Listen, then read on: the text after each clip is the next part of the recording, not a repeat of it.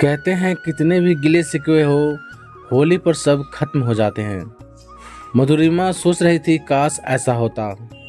सोचकर बीते दिनों की भूली दास्तां याद आने लगी। उसके ससुर भूपेंद्र सिंह और रतिराम जी पड़ोसी ही नहीं, जिगरी दोस्त भी थे। शाम को जब अपने व्यापार से फ्री होते तब एक साथ बैठकर ही चाय पीते और दुनिया जहां की बातें होती। दोनों के परिवार में एक प्यार भरा अपनत्व था।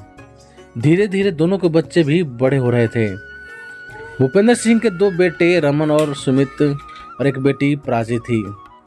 रतिराम जी के एक बेटा रमन व एक बेटी श्यामा थी। रमन की शादी मधुरिमा से हो गई थी।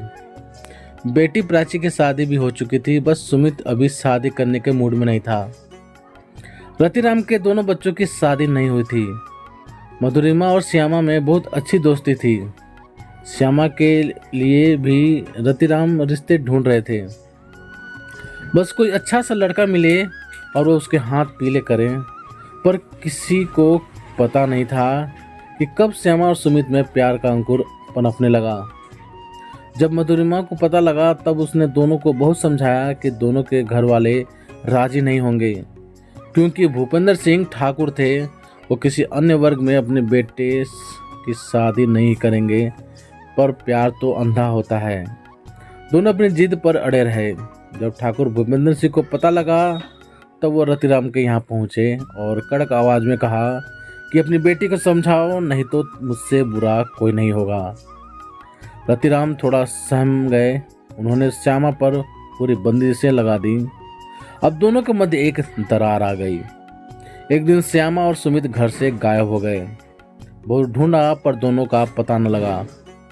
कितनी होली निकल गई, लेकिन दोनों परिवार के बीच की दुश्मनी खत्म नहीं हुई। रमन की भी शादी हो गई।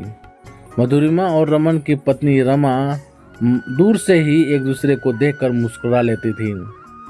दोनों के सास ससुर और दोनों के पति बिल्कुल एक दूसरे को दुश्मन समझते थे। दोनों के एक एक लड़का था। दोनों हम उम्र थे। वो शुरू से ही देखते थे कि सब आपस में मिलते जुलते हैं, पर हमारे घर वाले क्यों नहीं मिलते। और दोनों बच्चों ने प्लान बनाया। होली वाले दिन दोनों बच्चे बाहर गुस्सा होकर बैठ गए। जब दोनों के दादा दादी मनाने गए तब बड़ी मुश्किल से माने, पर शर्तों पर कि पहले दोनों के दादा गले मिलेंगे और सुमित और श्यामा को घर बुलाएंगे, नहीं तो वह भी घर नहीं आएंगे। बच्चों के हट के आगे रतिराम और भूपेंद्र सिंह हार गए। होली जलाने के बाद दोनों गले मिले और गुलाल लगाया। दोनों ने रमन और समन को सुमित और श्यामा को बुलाने भेजा।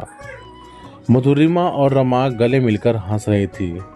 रमा बोली, मधुरिमा दीदी, हम दोनों का प्लान हमारे बच्चों ने आसान कर दिया। दोनों परिवारों में खुशी का माहौल था। आज मधुरिमा बहुत खुश थी, क्योंकि श्यामा पहले सहेली थी पर अब देवरानी बनकर रहेगी।